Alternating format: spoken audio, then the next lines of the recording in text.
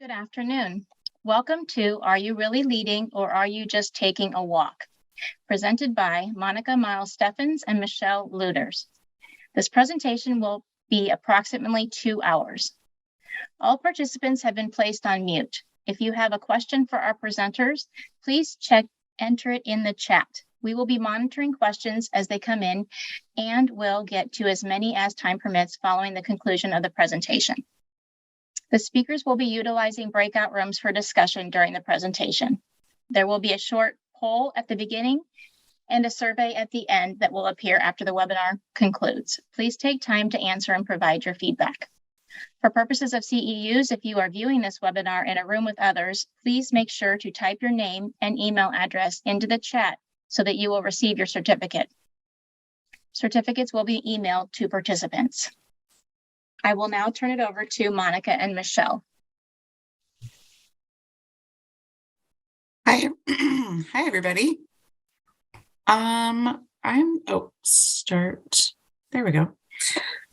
All right. Well, it's great to be here with everybody this afternoon. I hope you all have your coffee, your soda, whatever. We're excited to spend the next couple of hours with you talking about leadership. And so my name is Monica Miles-Steffen. I am currently a juvenile justice coordinator at the University of Nebraska, Omaha at the Juvenile Justice Institute.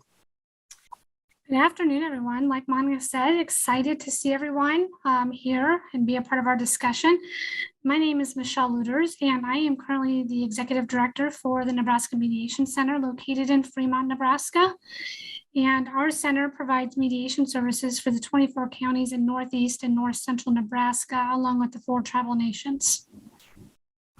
Great. So Michele and I did this presentation or a pretty similar presentation at the NJJA conference. And so we're excited to discuss this material again with a new audience. Like Christy said, we have some different ways we hope to keep you engaged. And we always believe that we learn best from each other. Michele and I have been on this leadership journey like many of you. It's a journey. It's nothing. I don't know that you ever get completely perfect at being a leader, and there's always things to learn. So we like learning from you, and hopefully you'll be able to learn some things from the material that we provide today as well. So we would like to get a sense of who's in the room with us. And so Christy does have a short poll. If you could all answer the questions so we kind of know who's here. Monica, it does look like we have our 6 questions, so make sure you scroll down on the poll there so that you can get all 6 of those questions answered. Oh, perfect. Good job, Michele. Got some participation going on there, Monica. About 50% of people participated. Looks great. So we've got about 83%. We might have some folks in the same room, so we might not get a full 100% there. Right. I love seeing that last question in terms of those last couple of questions. It helps us just to see kind of where you're at leadership wise. But we really believe too that you don't need a title, an actual official title to be a leader. We all lead from every place that we are in an organization. So sounds like we're all on the same page, which is good. So Christy, it looks like got about 42 people signed in and 39 responded. So I think we can go ahead and end the poll and stop sharing. So yeah, we have quite a few people who are kind of what I would say in that middle manager role, which I think is one of the hardest places to be sometimes, leading up and leading down. So it's great to have everybody in the room with us today. All right. So I am going to share my screen and we'll go ahead and get started. And we will, Christy will probably share this at the end as well, but the recording of this will be available on the NJJA website afterwards. And Michele and I have also put together a list of resources of some of the different podcasts and books and things that we'll talk about throughout the the next couple of hours, because we really believe in it's a constant education and constantly learning about leadership. And so it's something that we like to study and talk about. And we hope to share those resources with you as well. So those will be on the NJJA website as well. There we go. So there is an old proverb that says, if you think you're leading and no one else is following you, then you are only taking a walk. So I want you to ponder that just a little bit. So I don't know if any of you have had that experience where you've been really gung-ho on a project, you've been really gung-ho. It doesn't even have to be at work. Maybe you're a coach for one of your kids' teams. Maybe you're involved in a church organization, or lots of other types of leadership roles that we play in and outside of the workplace. But maybe you were really excited about a project and things just weren't going well. Like you couldn't figure out why people weren't jumping on board with you. And so that's really where this proverb comes from. Lots of different people, philosophers over the years have kind of taken credit for this. So I think it helps know that transcends time and people and places. Regardless of our title and position, one of the things that is essential to leadership is the ability to be able to galvanize and collaborate with people and build teams.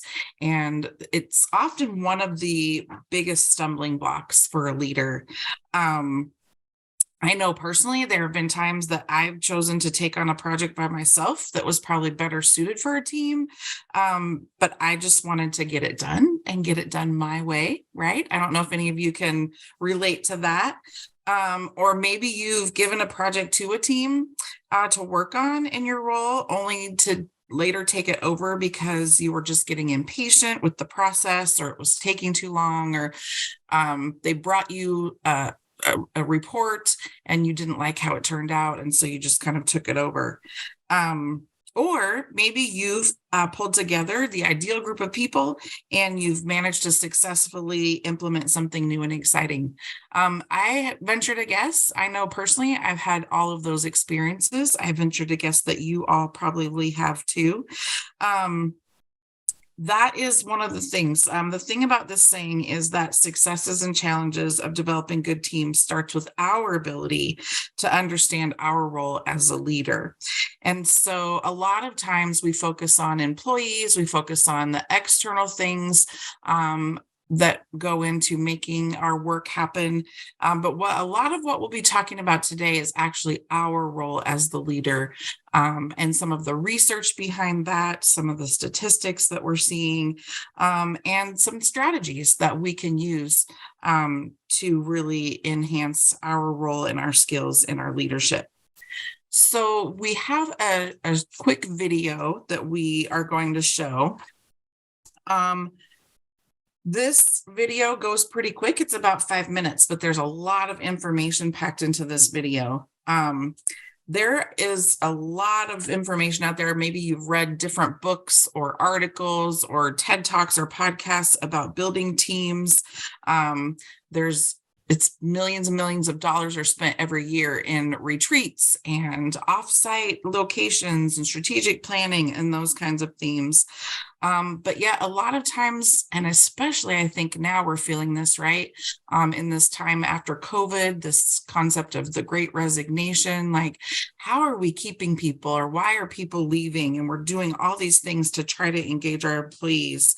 But it's well established in the literature that people leave organizations primarily due to poor leadership. So I want you to be prepared.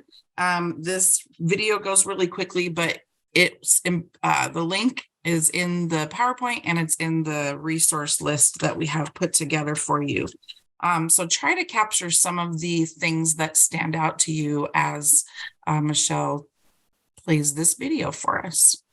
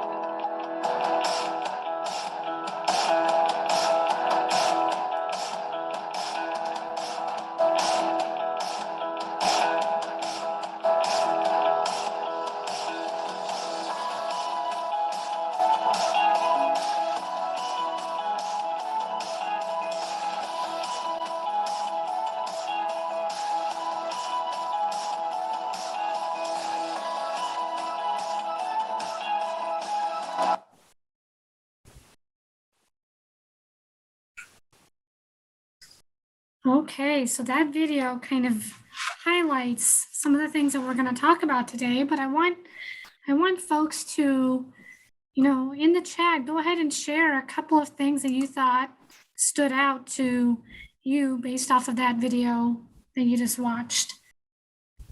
Some of those statistics that you may saw come across the screen.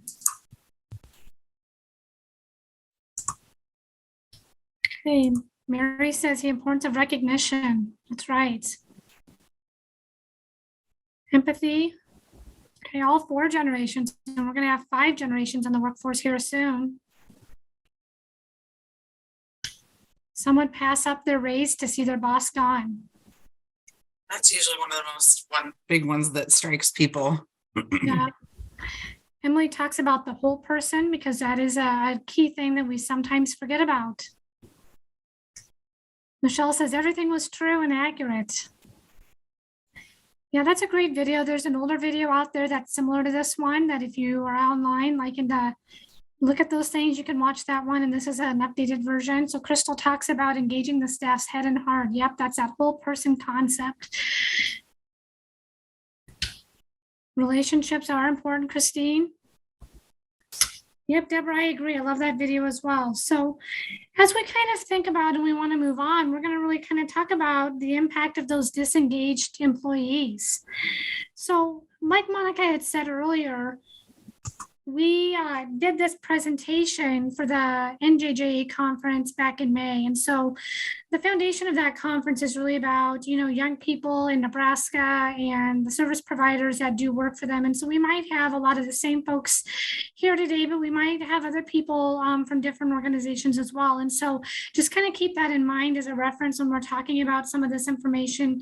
Really kind of focused on that, but it's really applicable to everything we do day in and day out.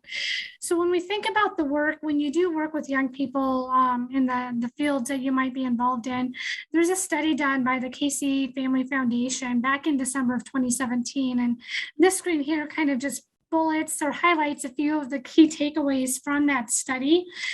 So when you look at turnover rates overall for the helping field, having a 10 to 12%, below 10 to 12% is considered optimal. Unfortunately, when we look at child welfare, juvenile justice, service provider driven organizations, we see turnover rates anywhere from 20 to 40%. And unfortunately, there are some organizations that have over a 50% turnover rate, which then, in turn impacts the work that you do. So if you think about as the leadership concept goes, if you're losing those frontline staff or your middle management, then, that impacts the families, the clients, the customers that you work with day in and day out. Overall, when there is that turnover, the casework functioning for youth and families gets hindered because just like the video highlighted, relationships are foundational, and the work that we do with young people, with families, relationships are really foundational in order to see the progress, to get the buy-in, and to build that trust with everybody.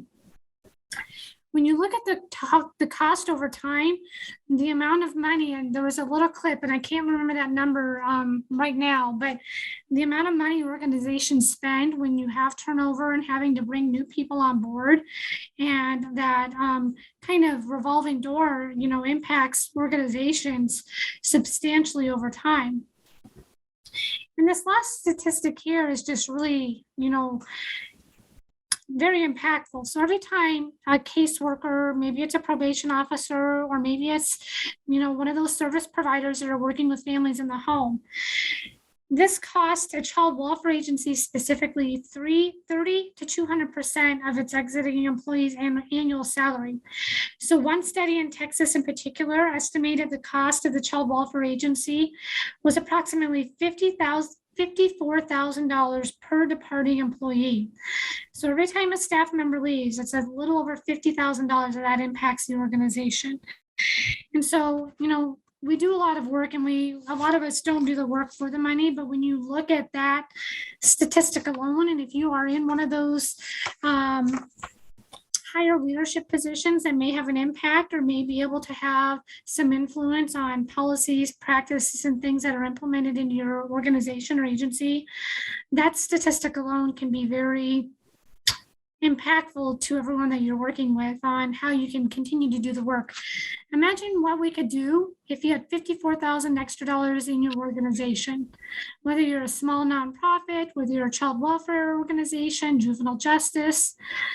That's a lot of money that you can invest back into the employees to keep that recognition and that morale going well. So let's look a little bit about, I think we skipped a slide, Monica. Oh, no, I'm sorry. I'm ahead of a slide.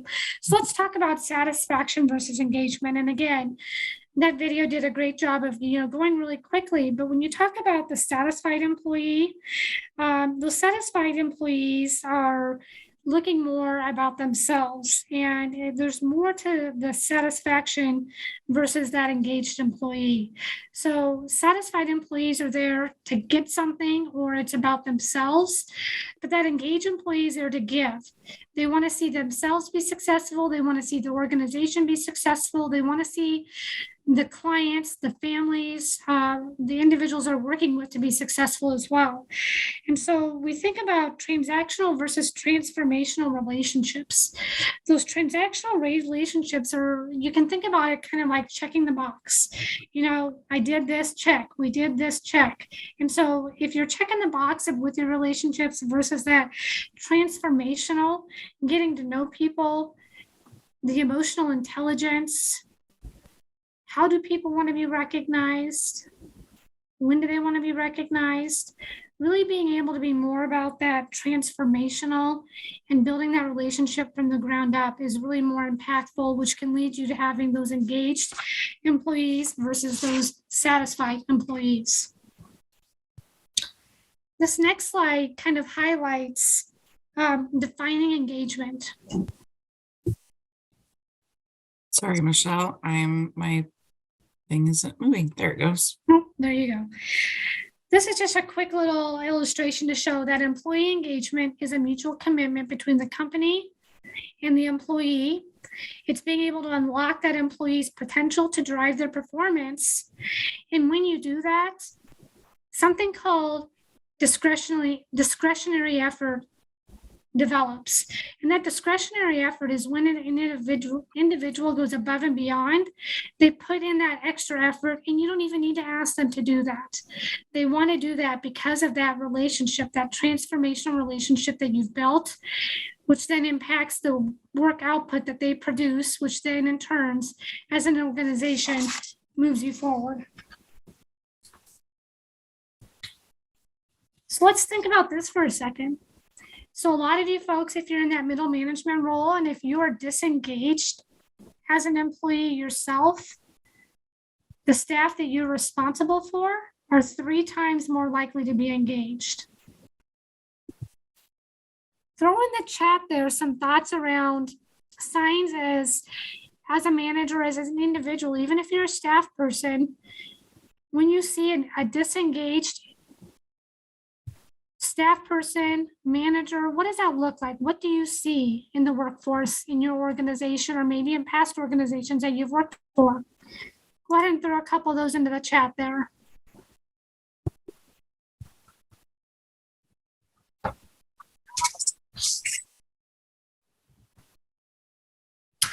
Lack of attendance. Oh, they're on their phone quite a bit.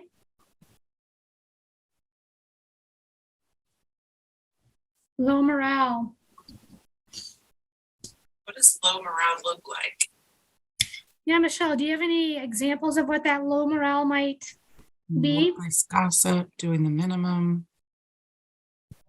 Undermining. Yeah, doing the minimum, not willing to engage, not really seeing the why in it. Want to put forth the effort if they don't see leadership doing it. Yeah. So, and then it's like no smiles, no connections being built, no relationship building. So everything is really transactional. So I'm glad y'all brought that up. Yeah, that's a great point. Yeah, these are great comments. The poor collaboration with peers. We've got staff that might leave work for other people in the office, not being able to meet deadlines. Let's see here, not intentional in conversation. Vanessa Sherman, I like that a lot.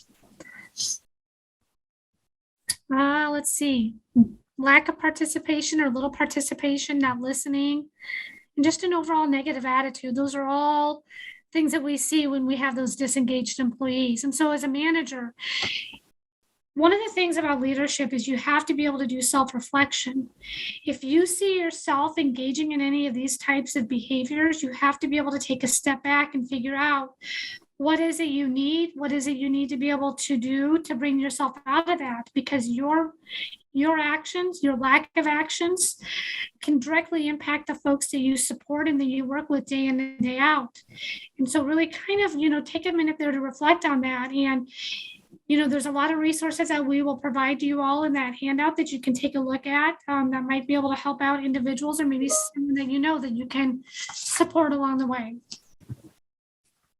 Monica, anything that you'd like to add on those last couple of slides that we talked about? No, I think, nope, that's great, Michele, and great insights.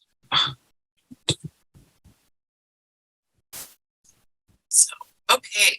So I think, Michele, you just really queued it up there perfectly, that we do have to do some self-reflection, and sometimes that's hard. So we want to do an activity where we're going to go to some breakout rooms. So I want you to look at this list. By no means is this a comprehensive list of leadership characteristics, but we tried to pick out some of the top ones that we felt people could relate to. So I want you to pick what you think are your top 2 strengths, leadership strengths off of this list. Okay, so maybe write those down if you have a piece of paper next to you, or if you can remember them, but your top 2, or if you have one that's not on the list, that's fine too. We are going to send you to a breakout room in small groups, and we want you to share, and Christy will have the questions. She'll broadcast these questions as well. But we want you to share with each other what you think your 2 strengths were. And I have the questions right here. Sorry. Why do you feel these are your top 2 strengths? How do those strengths help you stay engaged as a leader? And how do you utilize the strength in developing and leading your team? Okay. So if you need a second, if you are like me, you'll jot those down, but we'll have those broadcast out to your breakout rooms as well. So I will go back here just a second, just in case you didn't get a chance to pick your characteristics. So Christy, I think we'll give you about 10 minutes in your breakout room. And then we'll want to hear back from some of you. At that point, we can unmute and hear back from some of the groups. Michele and I might drop in just to listen to the conversation in some of your groups. So feel free. We just hope it's an opportunity to get to know each other and build some community and talk about what your strengths are. Okay. So there's the questions again, and you should be going to some breakout rooms.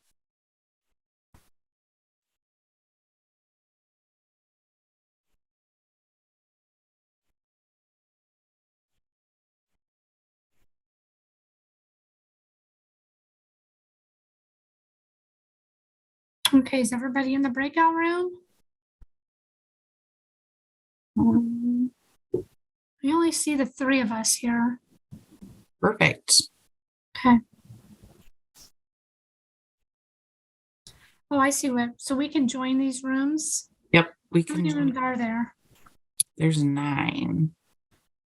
So do you want to take like the first 4 to 5 and I take like 6 to 9, or? Yeah, we can do that.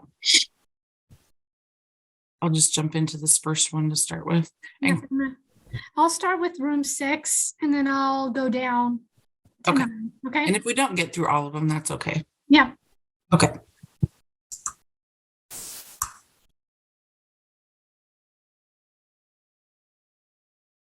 empathy and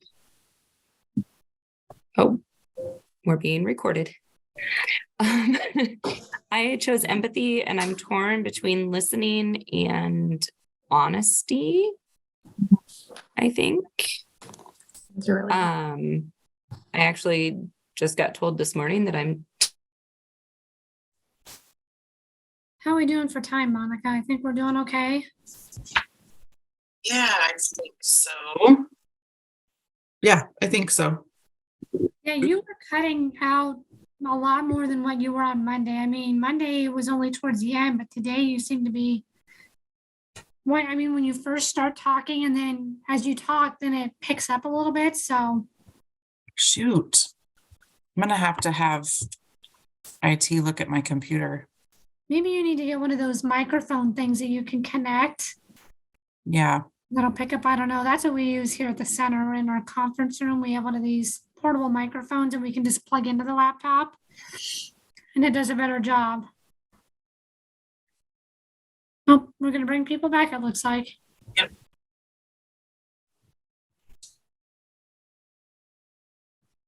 Right. I think people are starting to come back in here.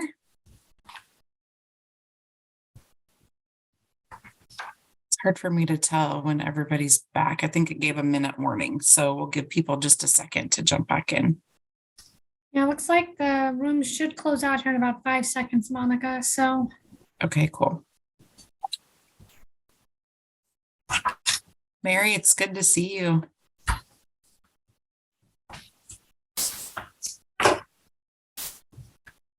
When I saw this happening, I just had to jump on. I wanted to hear this. Well, it's good to have you here. Thank you for the invite.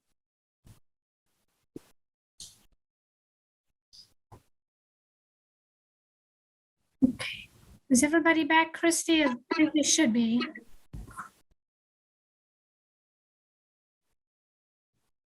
Okay, well, let's people, there might be a few people still popping back in, but oh, Mary, can I have you mute for me, please?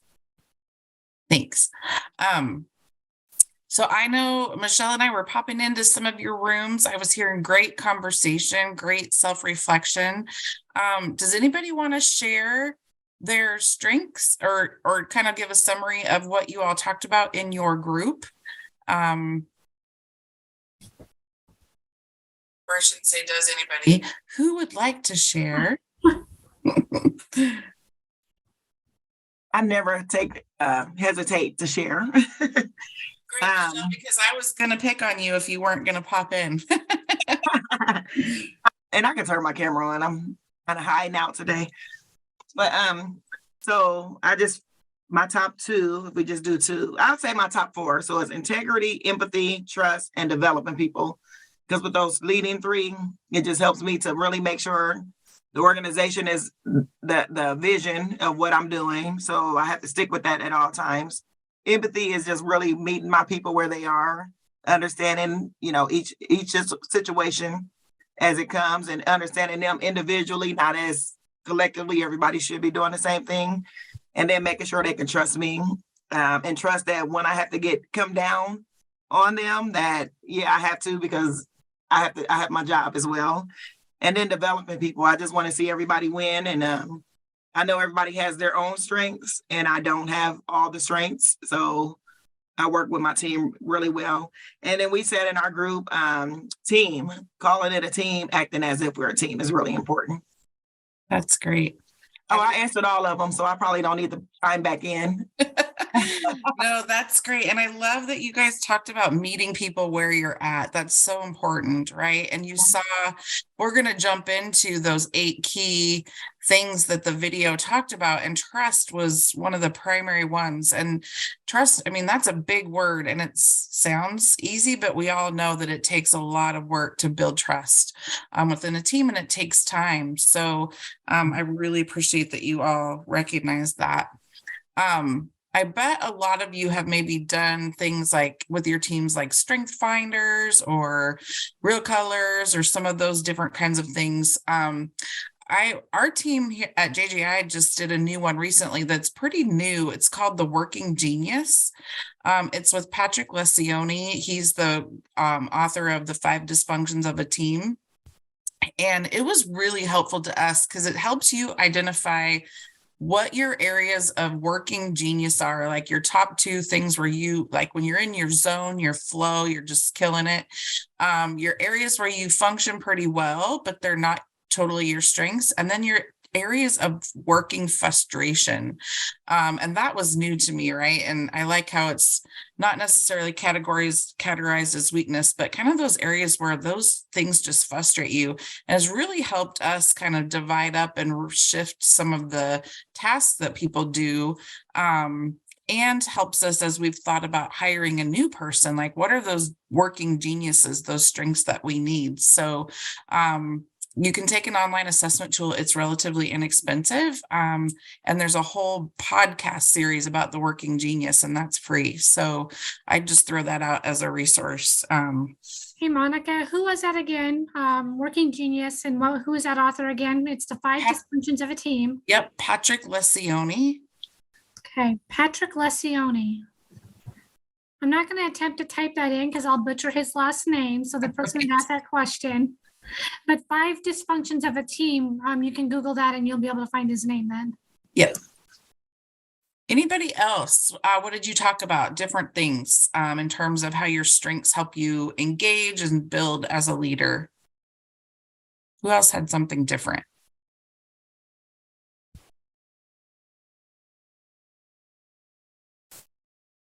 Don't be shy. So my 2 strengths were recognition and communication. And I kind of talked about how they go hand in hand. One of the girls in my group also talked about empathy, and we talked about how you can't really have recognition without empathy, and you can't have recognition without communication. So they kind of all tied together. But it essentially helped us build our team because if you, just like cheerleaders are made, if you are building people up and letting them know that you appreciate the work that they're doing, they're more, the more apt to do their work harder or work better. And so that kind of all ties together. So that's what we talked about. Great. Awesome. Yeah. And I think that's such a good point. Like these strengths don't stand alone, do they?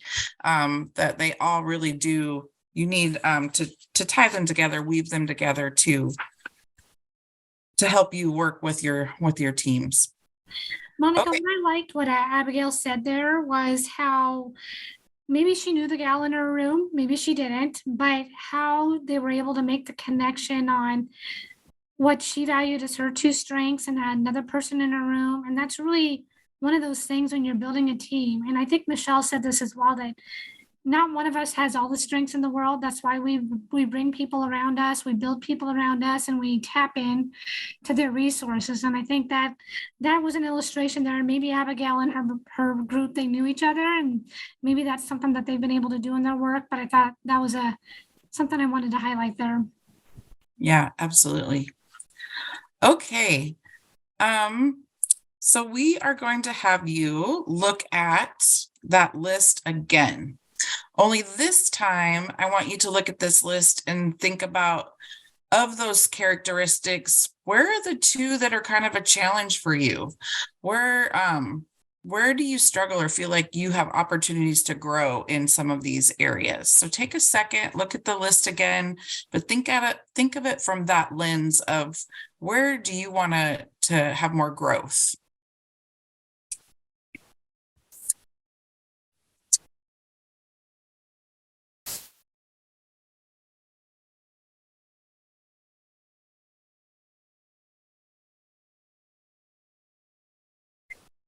Just a second. Pick 2, or however many you want. Don't pick them all, though. Try to narrow it down. Okay. And so then we're going to send you back to your groups again. And we want you to think about these questions. So why do you struggle with that trait or those traits? And how might it be contributing to your level of engagement as a leader? And how might that be impacting your ability to lead your team? broadcast those again. These questions, I know they don't stay up very long, so I'll give you just a second to jot down the gist of the questions as well. So why do you feel, why is this an opportunity for growth for you? How might it be contributing to your engagement level? And how might it be impacting your ability to lead your team?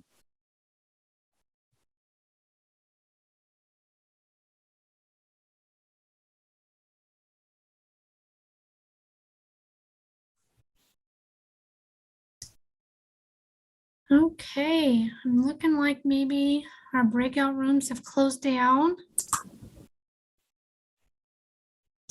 Looks like we need a few people to join us yet, so we'll hang tight for everyone to get back in the room here.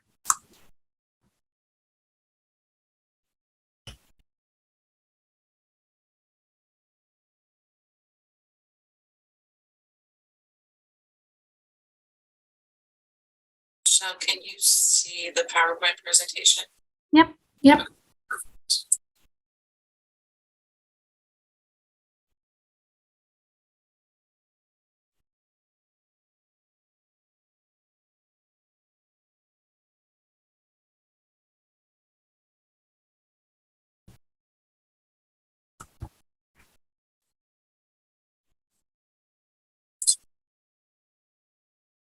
So was it harder to pick your strengths or your challenges? Just throw that in the chat quick.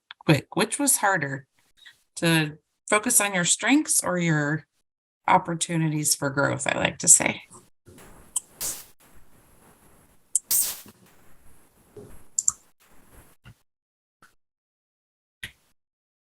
We got one for challenges so far. Okay, there we go. Challenges slightly. We do have someone says opportunities for growth, Wendy. And Michelle's got the growth one as well, so.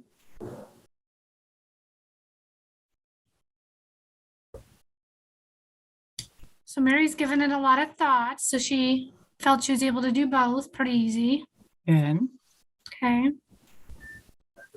Deborah talks about her challenges, but there's always new things to learn. So I think with that initial response there, Monica, it sounds like the challenges were a little bit easier for folks to identify.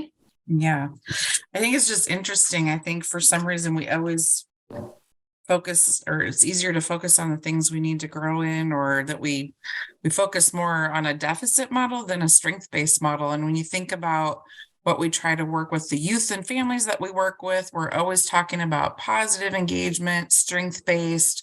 So we have to remember too that as just humans, this is a skill that we're all working on. And so to try to remember to build on those strengths just as much, if not more, than those opportunities for growth as well. I heard some really great discussions.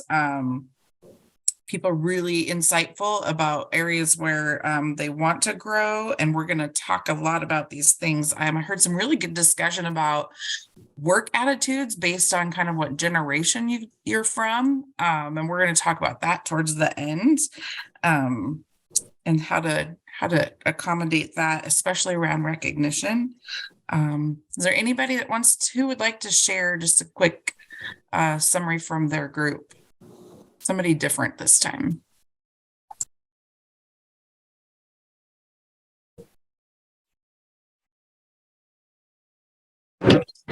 Hey, Monica. I'm sorry. Oh, go ahead. My group talked a lot about probably one of the challenges is recognition. I think there was kind of a mutual thing that recognition is hard. We kind of took it to the next level too in regards to with recognition. Sometimes we don't take the time to figure out how do people actually want to be recognized. Mm-hmm. Do they want to be recognized one-on-one in a big group? Do they want to be recognized through a gift card to scooters? Do they want to be recognized just through a note? How about just a high five, a pat on the back, or just a verbal good job? So that was probably one common thing that a lot of our group had was the recognition. Great. Well, that is a perfect segue because we are going to dive into what these 8 kind of strategies that the video talked about. So what are kind of 8 key things that we can do as leaders? And obviously not all of these at the same time. Some of these align with our strengths, and there hopefully will be a few that you can align with some of those opportunities for growth as well. So Michelle's going to kick it off with the first one. Yeah, so Monica kind of, talked about this, but that video, if you kind of watch towards the end of the video, it kind of started talking about 8 different ideas or 8 different steps that you can take to really try to shift that boat or shift your boat from those folks that are trying to sink your boat or just those passengers in your boat, right? So the first thing that they talked about was being able to invest in the selection and the development of your people that you manage. And so, thinking about this kind of big picture, when you have the right fit for the leadership, you want to look at your hiring processes and then onboarding versus team joining. Does anybody have any thoughts of what the difference between onboarding and team joining would be? You can unmute, or if you want to throw something in the chat, either way.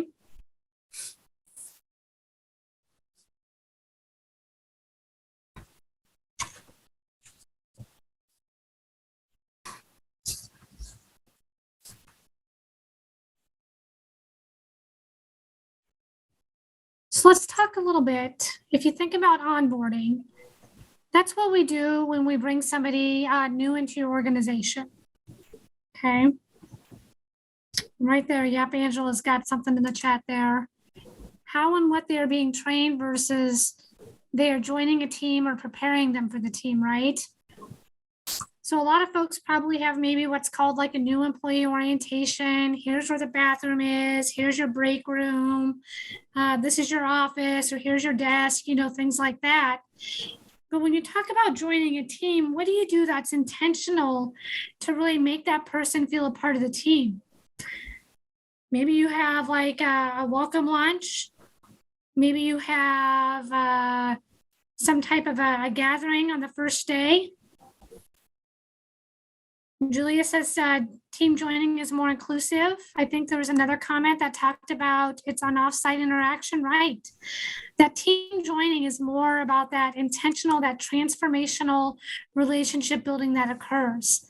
The onboarding is more of that transactional. Those are the things we have to get done. We got to get the paperwork done. We got to get this done, right? They're all important things, but really trying to figure that out and how you can do that team joining and being intentional about that. How many of you folks here, or what opportunities do you have within your organization, or what does your organization offer for professional development? Are there things that new employees can take advantage of, or do they have to be on board for 6 months or a year before they can take advantage of things?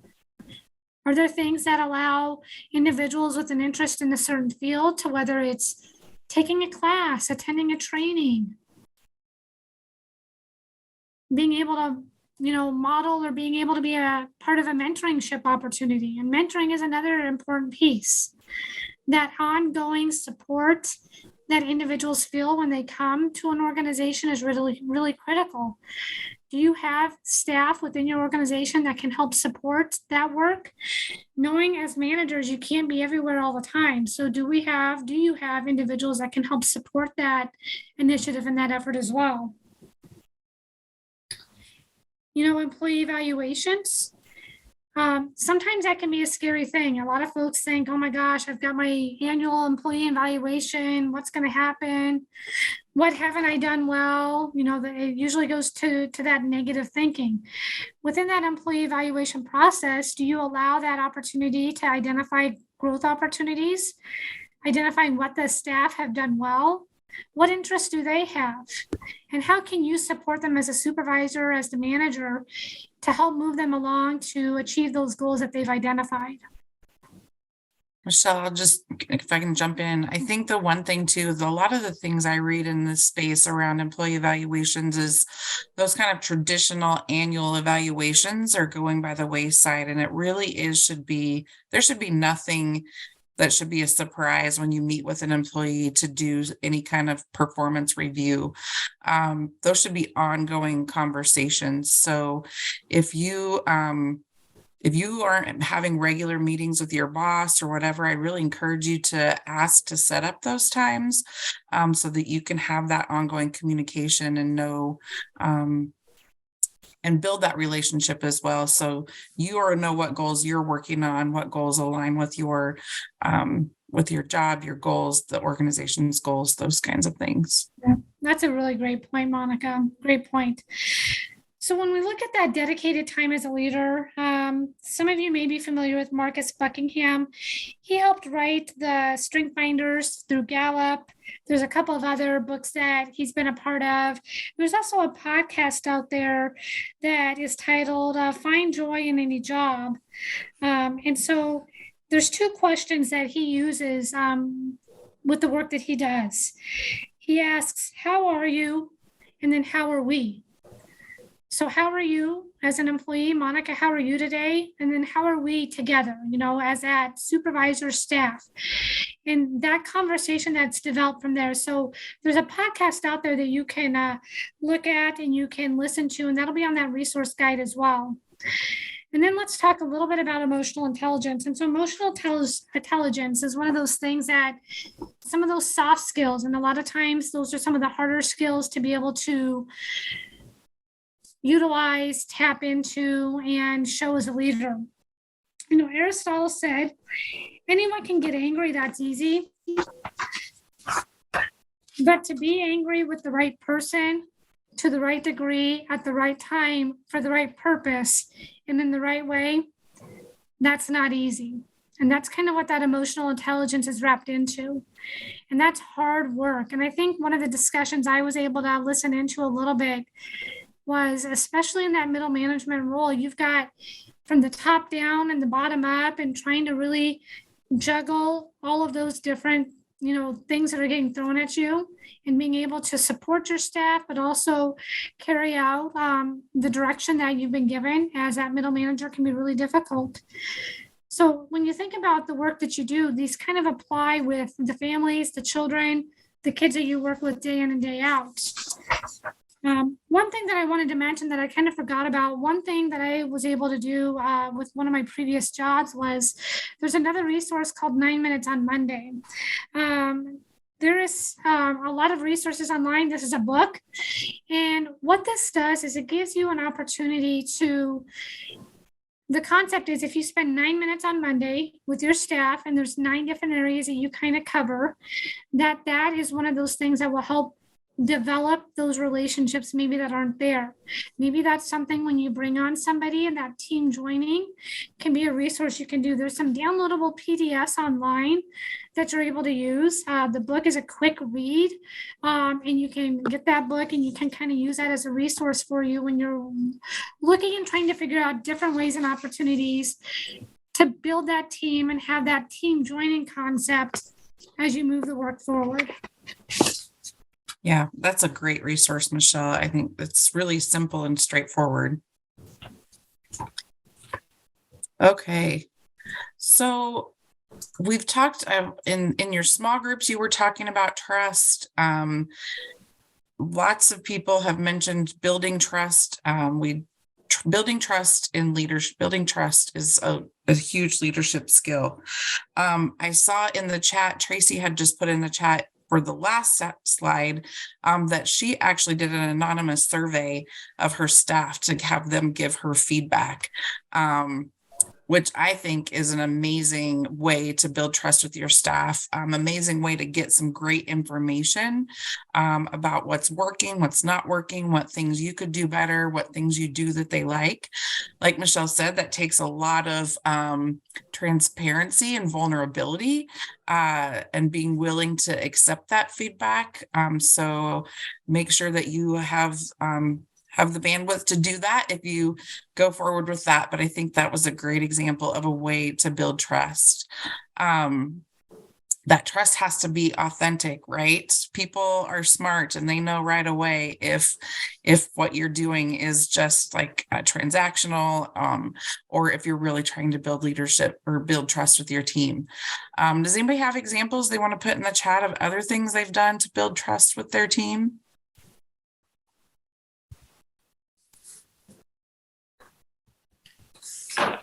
I'm a huge, for those of you that know me, I'm a huge Brene Brown fan, and she talks all about vulnerability, right? Which is hard. It's hard even if your strengths as a leader are empathy and some of those, what we call, I heard on a podcast the other day, human skills versus soft skills, right? I like that, because it's hard work. And it's not comfortable always. But when your staff and your people that you work with can see you be vulnerable. And it doesn't mean you have to open up your whole life story, right? It just means if you're having to have a hard, if you guys are working on a hard project at work, right? Being honest and saying, man, this is going to be hard. And we might have to put in some extra hours. But if we do this together, I hope I can be, I'll try my best to give you some of those hours back or things like that. Tracy said, never ask your staff to do anything you aren't willing to do. Absolutely. When I worked in juvenile detention, definitely, I, was willing to, you have to jump in there and do all the jobs that aren't the favorite jobs, just right alongside your staff. So great. Daily conversations, no matter how small they are. Great. One-on-one meetings, talk business, but checking in on them. Absolutely. Sharing appropriately. You're right. So vulnerability also does come with boundaries, and that's important. Awesome. All right. So transparency and honesty, right? Do what you say you're going to do and follow through. You don't always have to have the answers, right? So if you don't know the answer, be honest with people, go find the answer. Explain to them, maybe, especially when you're asking for feedback, you might not be able to do all the things. You might not be able to give everyone a 50% raise, right? Of course, people might ask for some things that are a little outside of your scope, but just being able to explain to them the why behind that is really important. And being intentional about when and how you communicate. I had a supervisor once who would leave sticky notes on my computer, and on any given day that said, it just always was like, come see me. And on any given day, that could be they just wanted to sit around and talk for an hour, or I could be getting in trouble, or I never knew what to expect. And that was really, really stressful. So thinking about how you communicate, when you communicate, timing is important. And remembering that those weighted relationships, because we are the boss, the supervisor, that we do have, there's power that comes with that. And so being really mindful of the power that we have in our situations. So, all right. Okay, Next one. Yep. Go ahead, Michele. Yep. So we're gonna we want to watch a little bit of video. I have to say, this was like one of the fun things that when they asked us to do this, we wanted to make this interactive, and so we wanted to find a couple of video clips that kind of go along with the topic that we're talking about. And so we've got another video that I want to start with here. Some of you may be familiar with The Office, and so I'm going to play you a quick couple-minute clip here, and let's kind of listen in on this interaction. Walk us through a typical day for you. Yeah, great. Well, I generally come in at least 15 minutes late. I use the side door. That way lumber can't see me. And after that, I just sort of space out for about an hour. Space out? Yeah. I just stare at my desk. But it looks like I'm working. I do that for probably another hour after lunch, too. I'd say in a given week, I probably only do about 15 minutes of real, actual work. Peter, would you be a good sport and indulge us and just tell us a little more? Oh, yeah. Let me tell you something about TPS reports. TPS? The thing is, Bob, It's not that I'm lazy. It's that I just don't care. Don't Hello. Are they done interviewing? It's a problem. Yeah, the last one was All out. right. Now, if I work my When you're ass done for today, I shut the door and shut the extra units, heater off and you know, stuff. another dime. I'm on a Where's the leadership motivation? training. Yeah. Here's something else, Bob. I have Need 8 everybody to different mute bosses if you right now. can. Beg your pardon? 8 bosses. Eight, Bob. So that means that when I make a mistake, I have 8 different people coming by to tell me about it. That's my only real motivation, is not to be hassled.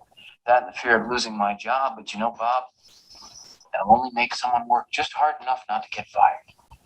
Would you bear with me for just a second, please? Okay.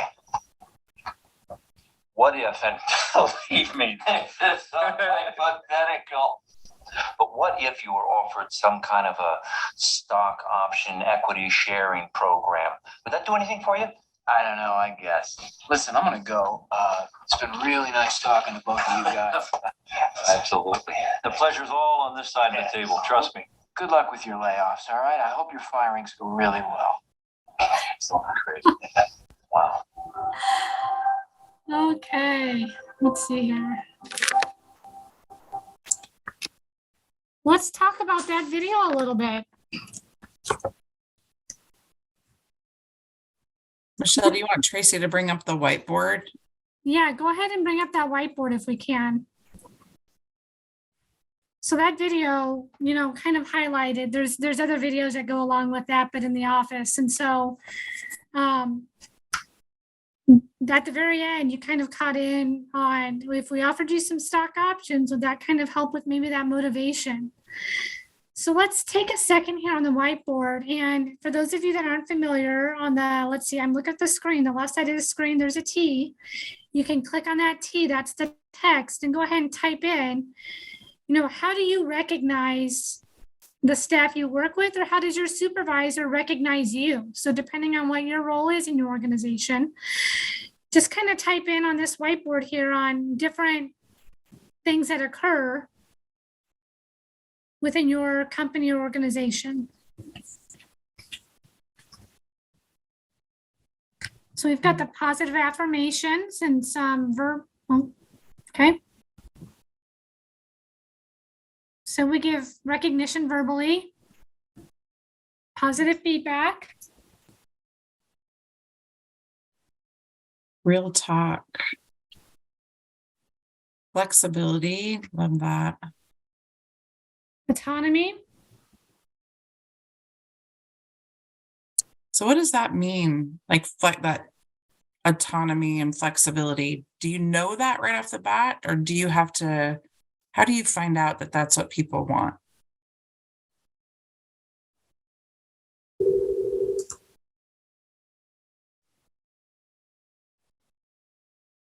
We've got a public recognition as well.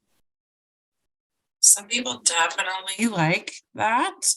Some people definitely don't like that. Praise and meeting. Monica, I think flexibility and autonomy may be two different things, because I like autonomy as well. I at one point had a very micromanaging manager. Mm-hmm. And, you know, as long as I get the work done, most of my supervisors and me as a supervisor, that was great. I don't care how you get the work done. Right. And that's a huge discussion right now coming back from COVID, right? In terms of what does that autonomy look like? I think we found out that people can work from home and don't need to be micromanaged. And there's a lot of pushback now, I think, from in a lot of organizations about people wanting that flexibility and schedule, wanting that trust and ability to have that autonomy. So those are really real conversations that are happening in organizations all over the country right now. So Monica, somebody said drops in your bucket. That was something that I had a supervisor that did that, and I did that a couple times, but that's another one of those things that, well, gosh, it's been a while since I've researched it. There was some things on some resources online, but, you know, kind of the theory is there's a children's book out there. There's actually a book, I believe it's also by the Gallup folks, that talk about, you know, putting drops in people's buckets. And so it's kind of those quick little shout outs, you know, thanks for this. I appreciate what you've done. recognizing people and you fill their bucket. And so that's another one of those resources that is out there for folks. Yeah. Those are a lot of great examples there. Yeah. And again, when we think about what we're asking usually our staff, and we think about what we know the research says in terms of 1 positive or 4 positives to every 1 negative, or those kinds of things, when we talk about positive affirmation, praise in meetings, we have to be really intentional, right? And sometimes almost have to plan those out. That's why that 9-minute on Monday resource, I think, is really helpful, because it helps you kind of sit down and plan that out until it becomes even more of a habit for you in terms of giving those positive affirmations to the people you work with and who work for you. Yeah, wonderful. Okay. All right, Monica, do you want to put the screen back up, or the PowerPoint, I should say? Yeah, Christy, if we can end the whiteboard.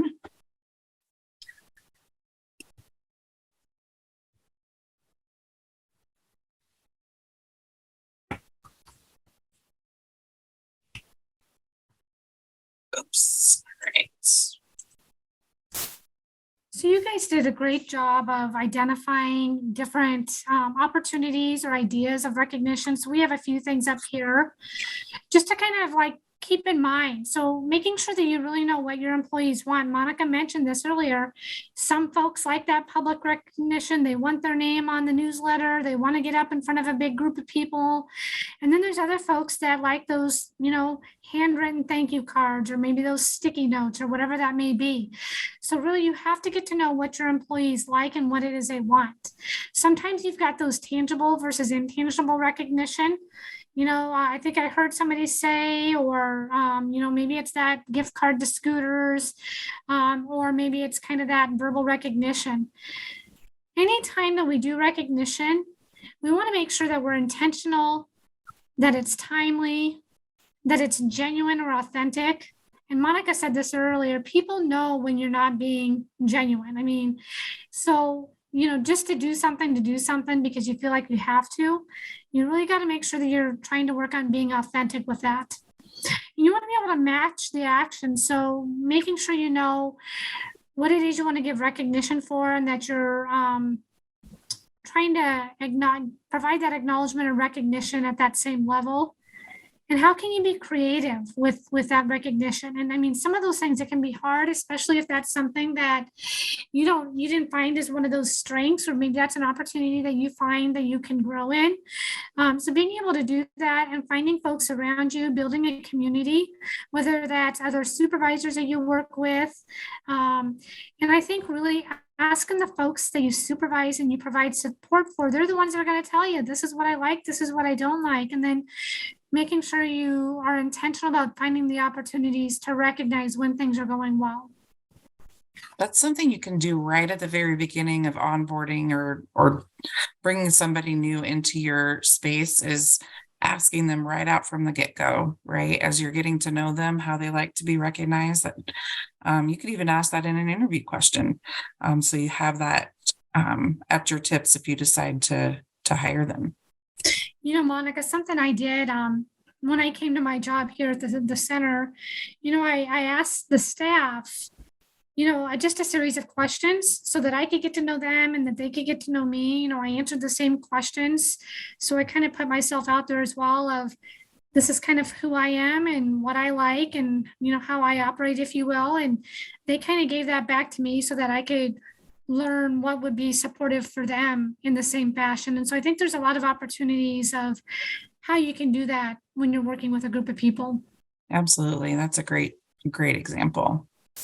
The next strategy is building a line of sight, linking employee goals to organizational goals. So with your little emoji, just give me a thumbs up if you actually know the vision and mission of your organization.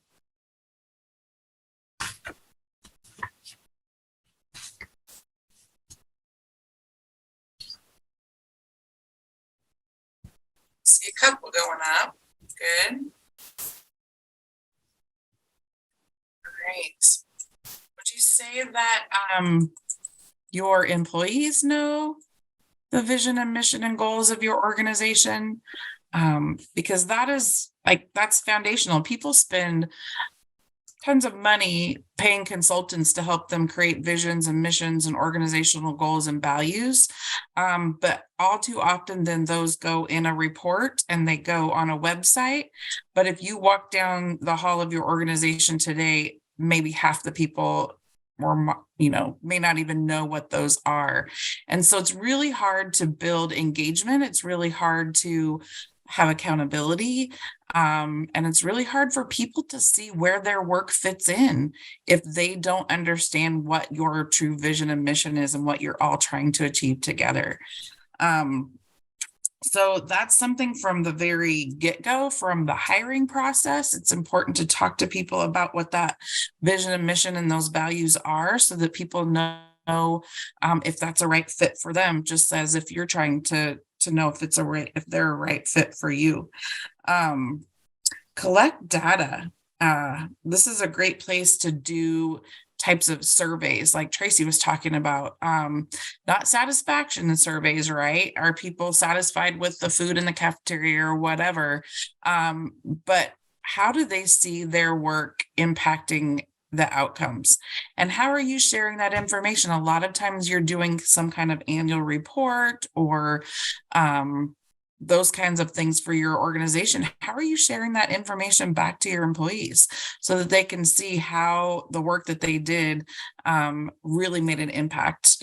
It's really hard, especially in the work that we do when we deal with really hard situations and youth and families, that we don't always see the return on our investment as much. So if you're going to, big meetings where they're talking about statewide outcomes, where that some of the things you're doing has made an impact, make sure you share that with your employees so that they can see how what they're doing makes a difference. And so then the next one is showing employees you care. How is showing employees you care different than recognition? Just throw some ideas in the chat.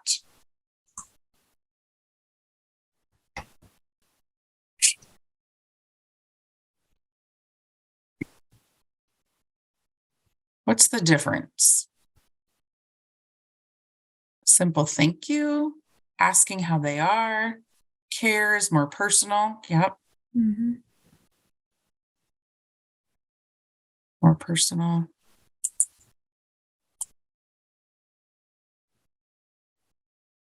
Yeah, exactly. You guys that's exactly right. You're right on. So showing employees that you care is really meeting people where they're at and celebrating successes, right? And supporting people in the hard times. We all kind of that old motto of leave work at work and home at home it's a myth, and it's quite frankly, it's kind of garbage and it's not healthy. Now, with that said, we have to create expectations, right? So people can't bring all of their stuff and dump it out at work. We have to have appropriate times and we have appropriate resources for people if they're having a really hard time. But we can't keep such a hard boundary that we don't really know who people are, because it's not realistic. If you've just had a death in the family, if you are having a hard time with your youth or with your own child, there's a lot of us in that generation where we have kids at home and we're helping care for sick parents or other ailing family members, right? Those are things that you can't just turn off when you walk in the door at work, and they impact how we show up every day. So I love how Michele said, that example of how are you and how are we, like, really being able to create an environment where you can say, you know what, I'm having a hard time today. Just the other day, I was having a hard time. I have my own ailing parent, and one of my working frustrations is technology. And my boss and I were trying to prepare a presentation, and it was the first time I was the one running breakout rooms in the background, and we were trying to prep this presentation, and it wasn't quite working, and I was getting frustrated, and I knew it wasn't necessarily so much the technology and whatever that was frustrating me. It was other things weighing on my mind in the background. And she took the time to just stop and say, okay, what's really going on? How are you? And I was able to at least talk about that, spend 5 minutes getting it out. And then we moved on and everything went great with the presentation, right? So just being able to see people and being able to support people in hard times and celebrating people in good times. Maybe your employees graduating with a bachelor's degree or a master's degree, recognize that, celebrate that as a team. So just making sure people understand there's a difference between recognition and care. Okay, so we talked about this, and I think someone had put in the chat earlier about asking your staff, asking your employees. And that was one of those 8 principles that video briefly touched on, is being able to seek that input or ideas from your employees. Sometimes some of those are the best grown ideas or strategies that you can come up with is when you bring people together. I always like to say 2 heads are better than 1, 4 heads are, all of that type of a concept really is, I think, vital and important. Adam Grant is another resource that we've thrown on that document that NJJ will send out to you all. But he talks about flexibility at work. There's a podcast out there. And really, what does that mean? I mean, flexibility, we've talked about it a little bit. You guys kind of wrote on the whiteboard a little bit. Flexibility is a lot different than maybe what it was 5 years ago, 10 years ago. But as Monica mentioned, since the pandemic, there's been a lot of things we've learned and how we can do things differently and be flexible with the work that our folks do. And I mean, there are some limitations depending on the field of work you do and having to be in an office when it's open, to serve the public. We recognize and acknowledge that, but there's some things to think about when you're looking at getting these ideas, wanting to know the who, what, when, where, and why, and being able to gather that information, seeking that out from other individuals can really help develop those transformational relationships that we really started talking about earlier. And the one thing that I like to say is, no one is perfect. None of us in this room or on this webinar are perfect. And so we have to allow folks the grace to know that we're going to make mistakes. We are all human. And I try to do that kind of up front. There's no way that I can know every answer. There's no way that I can predict how things are going to go. And just knowing that mistakes are going to happen. So how can we learn from those mistakes, and how can we build upon that moving forward in the future so that we can grow from what we've learned? And maybe things didn't go the way we wanted it to originally, but you know what? Next time we can knock it out of the ballpark then. All right. The next one was engaging the whole person. And I think this is another area where we've learned a lot, particularly after the pandemic. People are wanting and expecting different things now from work environment than they were before. And we have we'll get to the generational thing in a minute, but be prepared to talk about, what does activism look like in your organization? What can people do on and in and outside the workplace? How are you as an organization contributing to different causes and things like that?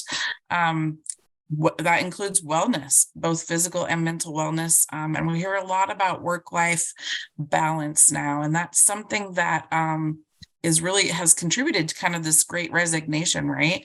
I know somebody, haven't talked to him in a long time, used to work with them in another organization, worked in a field that they had kind of self-taught, and it was kind of what was paying the bills, but their true passion was something else. And during COVID, they made that change. And that's where a lot of people are at right now, is really reconsidering what it is and where they want to be. And so how you can have those conversations with your staff, and being able to engage everyone in a way that they can feel good about where they're at work is important. Michele, for the sake of time, I'm wondering if we skip the video. This is a really good one, but yeah, I get it. We're running low here. So we'll send you, there's a link and there's a quick little video. Well, it's a couple, actually, it's almost 5 minutes, but it really kind of highlights the generational thing. So right now in this day and age, we've got 5 generations of people in the workforce. And so when we think about that, that's like hard in and of itself. So, you've got those folks that are younger coming up and everything they do is technology based, and a lot of folks don't even answer the phone anymore because it's all about the texting and things of that nature. And so we have to be able to take advantage of the knowledge and the wealth of information that is out there with everyone that is in the workforce. Having the mutual mentorship and being able to meet people where they're at is really critical. So when you have, for instance, a baby boomer or a Gen Xer that is maybe not as familiar and not technology savvy, being able to know that and acknowledge that is something that's really critical as you continue to want to hire individuals, bringing them into your workforce. You have to be curious. It's not going away. People come in and out of the workforce day in and day out. So you have to be curious and ask questions. If you don't understand something or don't understand the language they're using, go ahead and ask. Hey, Gen Xers can text you. Okay, I don't know. Some days I struggle, man. I try my best. Ditto. A lot of times there's some stereotypes that come along with that, so whether it's like, oh, you've got this baby boomer, they don't get it, they haven't been, a young kid for a long time, yada, yada. You might also have those stereotypes about the young folks that they don't really know what a good work ethic is. What do you mean they're going to work a flex schedule? Who do they think they are? They feel like they're entitled. And we all come up with these different assumptions or stereotypes about folks that we have to be able to take a step back and acknowledge that we all have differences and we all have a story, right? Everyone's got a story. Everyone has circumstances, situations that has brought them to where they are and made them who they are. Part of that plays into the generational thing. Part of that plays into their, life experiences within other workforce opportunities as well. So being able to leverage those generational differences can really help and impact you as a leader and building the best team you can around you. Yeah, absolutely. So we've mentioned a couple of people, Brene Brown, Adam Grant, and Simon Sinek are kind of 3 of Michele and I's favorite leadership gurus. And they're all on one podcast on Brene Brown's Dare to Lead podcast. Just in the last couple of weeks, they did a 2-part one. And the second part is just a really great conversation around this concept that people are starting to talk about after COVID of quiet quitting. But they really touch on this generational piece and overcoming, getting past some of these stereotypes. And it's definitely worth the listen. But yeah, in this video, it's just funny because they're interviewing, they've got this generational mentoring program intern going, and it's just a great movie. And it's a great example of how we can really just learn from each other and building on each other's strengths and experiences and not discount where people have been and automatically assume that people are disengaged based on what generation they come from. So. Okay. So we want to do we have time to send people to like breakouts for 5 minutes, or do we want to do the whiteboard? We could whiteboard. Yeah, why don't we do the whiteboard again so that maybe if somebody wants to unmute, if there's something, Monica's got these 3 questions up here. If you've got a top takeaway from the presentation that we went through today, if you'd like to kind of talk about that and why. What did you learn about your own engagement today? And what is one thing that you will implement or share with somebody else from today? So I don't know if Christy, if you're able to put that whiteboard back up for us. And if somebody wants to unmute, you're more than welcome to do that as well. And we'll just kind of do a round robin here of closing things down.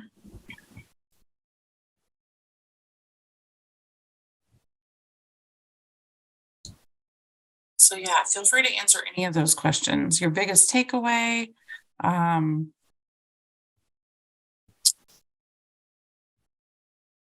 what you learned about your own engagement. How are you and how are we? Yeah.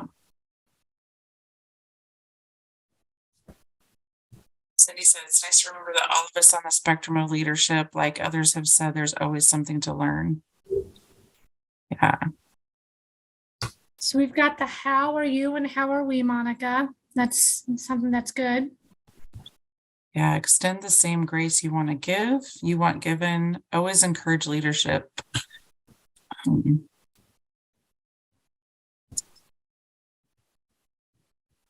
I think that's our biggest encouragement to you is that leadership is just a journey. We're all going to have fail along the way, and then we're all going to have successes. And just to celebrate that, find a group, your own kind of community of practice or other leaders that you can bounce ideas off of. You're not alone. Michele and I are always happy to talk leadership with you. If you want, please feel free to reach out. I know NJJA is hoping to do more kind of leadership training and offering. Monica, Miles put in the comments here, he says, long list of leadership characteristics means there's always something to work on or refocus on. And I think, that is so true because we talked about that earlier, that we can't be good at everything, right? So how can we fine tune? How can we develop or grow? One of those traits is really, that's a great point, Malcolm. I appreciate that. Yeah.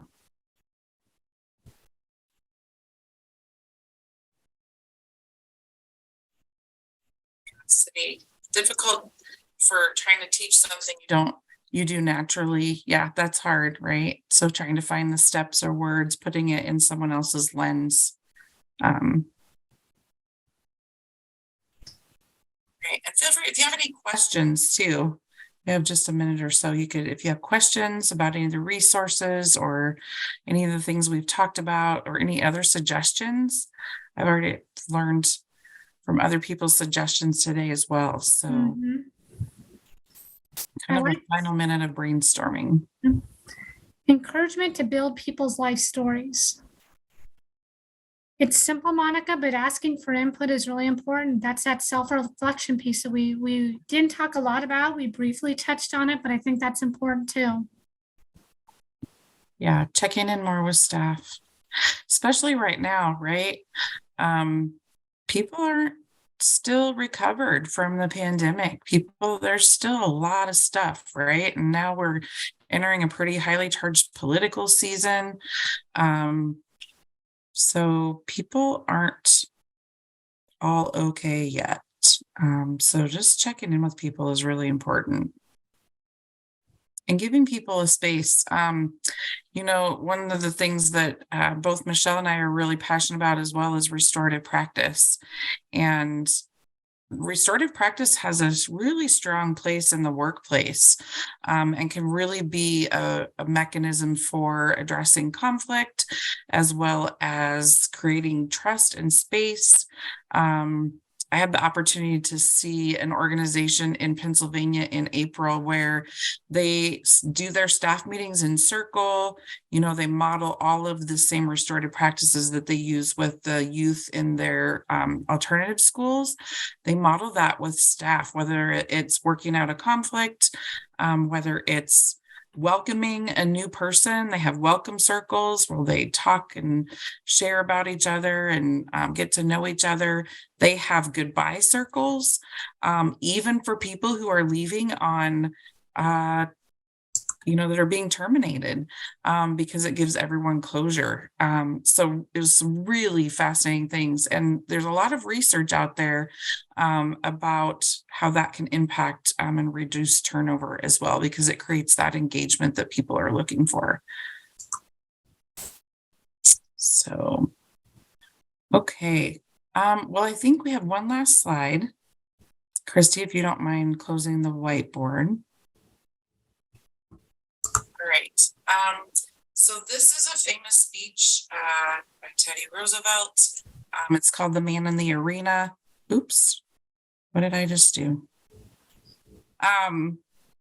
And so this is, if you've seen Brene Brown's podcast or Netflix special, or she talks about this in some of her books, but leadership is hard work.